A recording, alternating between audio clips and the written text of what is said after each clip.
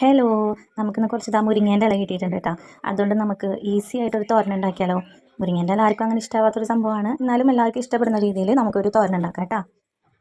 അവസാനം ഇത് വെടുപ്പാക്കി എടുത്തിട്ടുണ്ട് കേട്ടോ. ഇതിൻ്റെ ഇല തരംതിരിക്കൽ ഭയങ്കര ടാസ്ക് എന്ന് പറഞ്ഞൊരു പണിയാണ്. ഇത് അങ്ങനെ കഴുകി വെടുപ്പാക്കിയൊരു പാത്രത്തിൽ ഇങ്ങനെ വാലാൻ വെച്ചിട്ടുണ്ട്, വെള്ളം വാലാൻ വെച്ചിട്ടുണ്ട്. നമ്മൾ ഒരു ചട്ടി അടുപ്പത്ത് വെച്ചിട്ടുണ്ട്. അതിലേക്ക് ആവശ്യത്തിന് വെളിച്ചെണ്ണ ഒഴിച്ച് കൊടുക്കുന്നുണ്ട് കേട്ടോ.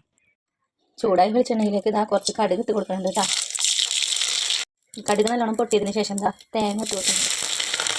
ഇനി നമ്മൾ ഇതിലേക്ക് 2 മുട്ട പൊട്ടിച്ചൊഴിച്ചിട്ടുണ്ട് കേട്ടോ. എന്നിട്ട് ഇത് നന്നായിട്ട് ഇങ്ങനെ മിക്സ് ചെയ്യണം.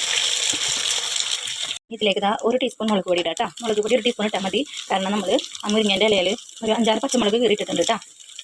അതിൻ്റെ മുളക് പൊടിയുടെ ഒരു കുത്ത് സ്മെല്ലൊക്കെ പോകുമ്പോൾ നമ്മൾ നേരത്തെ കഴുകി വൃത്തിയാക്കി മാറ്റി വെച്ചിരുന്ന മുരിങ്ങേൻ്റെ ഇല അതിലേക്ക് ഇടണം കേട്ടോ.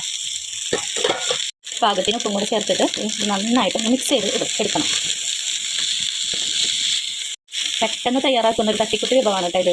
ഇല വേവാനായിട്ട് അധികം നേരമൊന്നും വേണ്ടല്ലോ. ഇപ്പം തന്നെ അത് വാടിയിട്ടുണ്ട്. നമുക്കത് വേഗം തന്നെ അടുപ്പിൽ നിന്ന് മാറ്റാം.